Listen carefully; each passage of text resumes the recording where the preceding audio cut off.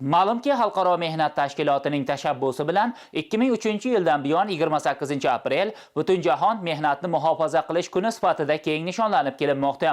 O'zbekiston kasaba uyushmalari federatsiyasi viloyat kengashi tomonidan ham korxona, tashkilot, muassasa, oliy o'quv yurtlarida mazkur sana munosabati bilan turli-tuman tadbirlar o'tkazildi.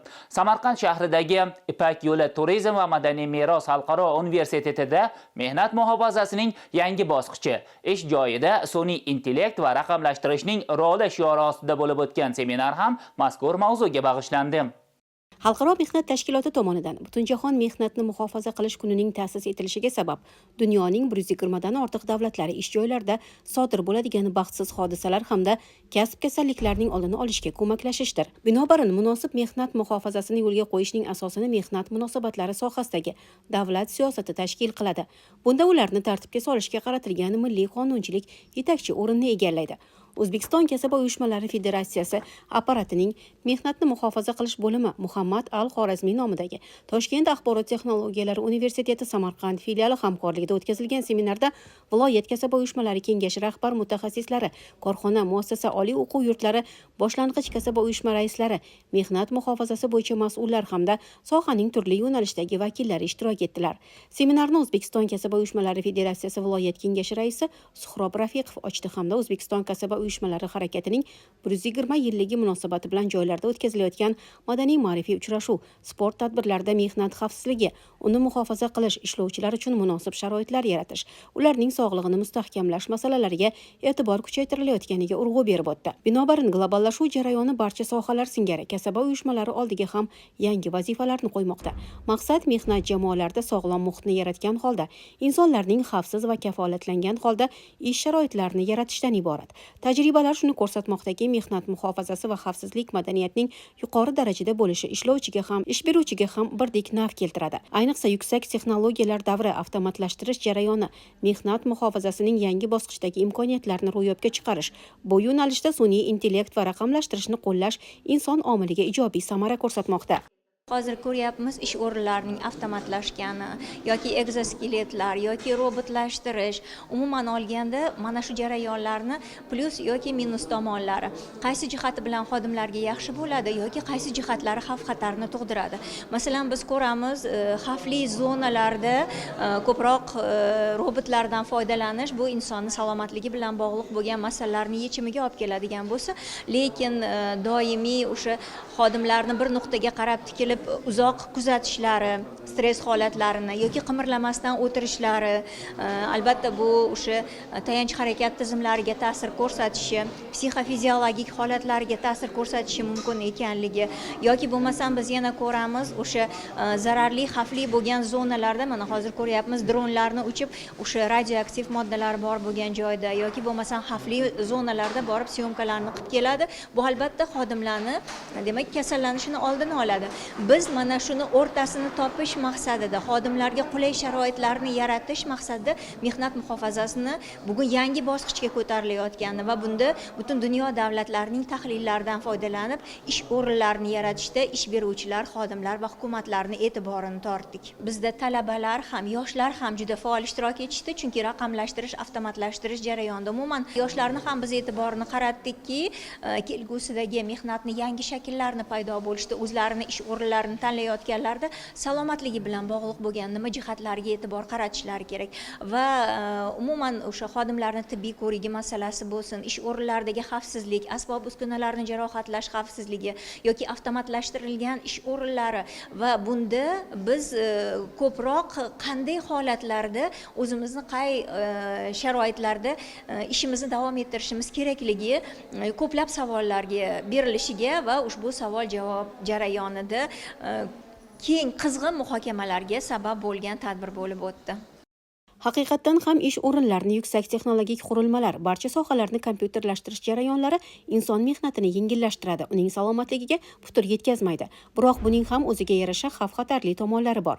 Chunonchi ish joyidagi ortiqcha shovqin, zararli ta'sirlar, turg'un holat ishchi xizmatchilarning ruhiyatiga salbiy ta'sir ko'rsatishi, kasb kasalligini keltirib chiqarishi mumkin. Shu boisdan ham texnika vositalaridan to'g'ri foydalanish, mehnat xavfsizligi, uning muhofazasi inson hayoti ustuvorligi garovi hisoblanadi. Seminarda bu sohada belgilangan tasdiqlangan normativ hujjatlar, uning ijrosini ta'minlash chora-tadbirlari to'planganlarning e'tiborini tortdi. Bu seminarda bugun bizlar juda bir o'zimizga kerakli mavzular ko'tarildi. O'sha bugungi kunda men Hudud gaz Samarqand gaz ta'minot filialida kasaba uyushmasi raisida ishlab kelyapman. Bizda 23 ta bo'linmamiz bor. O'sha 23 ta bo'limimizda mehnat muhofazasi vakillari va jamoatchi vakillarimiz saylangan. Bugungi kunda o'sha har bitta xodimning ularni xavfsiz mehnat sharoit yaratish bo'yicha ko'pgina ishlar amalga oshirilib kelyapti. Mana bugungi o'quv seminarimizda ham mana O'zbekiston kasaba uyushmasi federatsiyasi mehnat muhofazasi bo'limi tomonidan ma'ruzalar bo'ldi. O'sha ma'ruzada ham ko'rinib turibdiki, har bir xodimga xavfsiz mehnat yaratib berish, uni o'z vaqtida o'sha manfaatdor qilish, uni olib borayotgan ishini nazorat qilish va xavfsiz mehnat sharoitlarini yaratib borish to'g'risida ma'ruzalar bo'lyapti. Bizda ham mana shu korxonamizda bugungi kunda 1250 ta ishchi xodimlarimiz mehnat kelmoqda. Bularda ham mana shu har bittasini o'sha yuqorida ta'kidlab o'tganimizdek mehnat muhofazasi vakili joylardagi jamoatchi vakillar o'shalarni ishga chiqib o'sha xavfsiz mehnat sharoitlar yaratish bo'yicha ko'pgina ishlar amalga oshirilib kelyapti. Biz ham mana bugungi seminardan o'rganib, xulosa qilib, o'zimizning ish jarayonlarida o'sha sun'iy intellekt kirib kelishi va o'sha raqamlashtirishni men o'ylayman tatbiq qilamiz degan fikrlarimiz bor. Kun tartibiga qo'yilgan masala sun'iy intellekt va raqamlashtirish bosqichiga o'tish to'g'risida ma'ruzalar eshitildi.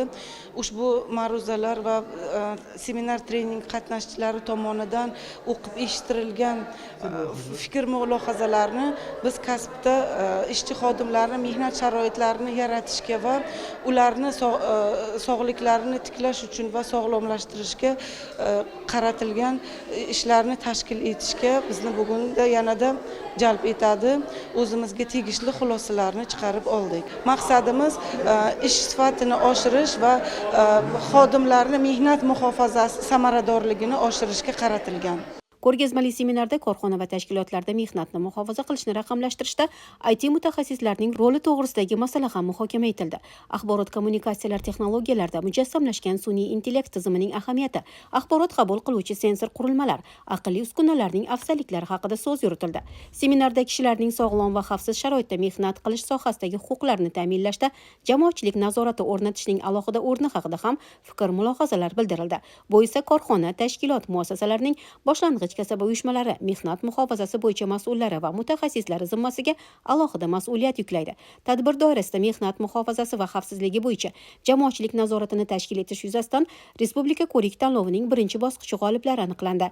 Kasaba uyushmalari viloyat kengashi tomonidan tuzilgan komissiya xulosasiga ko'ra, eng yaxshi tashkilot, eng yaxshi kasaba uyushma qo'mitasi, mehnat muhofazasi bo'yicha vakil, mehnat muhofazasi bo'yicha yosh mutaxassis nominatsiyalari bo'yicha birinchi, ikkinchi, uchinchi o'rinni egallaganlar faxriy yorliq va esdalik sovg'alar bilan taqdirlandilar.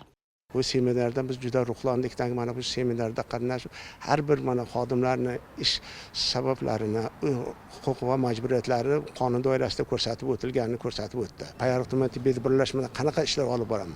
Birinchi navbatda mehnat muhofaza qilish bo'yicha vatnimizdan yangi ishga kirgan xodimlarni ish o'rinlarini mehnat sharoiti attestatsiya o'tkazish, Sog'liqni saqlash vazirligining 304-buyruqlari va prezidentimiz tomonidan chiqarilgan mehnat muhofaza qilish yangi tahrir qonunlari asosida biz o'shalarga tushuntirish ishlari olib boramiz va ularni attestatsiya qilamiz. Ya'ni o'z joyida yo'riqnomani qayd qilib, o'zga ya'ni ish joyiga qabul qilingan yo'riqnomalar asosida ularni o'shaga yo'naltiramiz. Mehnat muhofaza qilish eng yaxshi tashkilot nominatsiyasi bo'yicha birinchi o'rinda oldim. Xudo xolasa mana shu unda men ruhlanib, kelajakda mehnatni muhofaza qilish uchun mana shu xodimlarning hayoti sog'lik ustuvorligini bundan ham zo'r ta'minlashga harakat qilaman. Muxtasar qilib aytganda, mamlakatimizda yaratilayotgan yangi ish o'rinlari barqarorligi, jamiyatimiz mustahkamligini ta'minlash, xodimlarning mehnat huquqini muhofaza qilish, ularga yetarli shart-sharoitlar yaratib berilishi, ijtimoiy sheriklik va jamoatchilik nazoratini tashkil etishda kasaba uyushmalarining o'rni alohida ahamiyat kasb etadi. Xullas, yangi O'zbekistonda kasaba uyushmalari tom ma'noda xalq tashkilotiga aylanmoqda.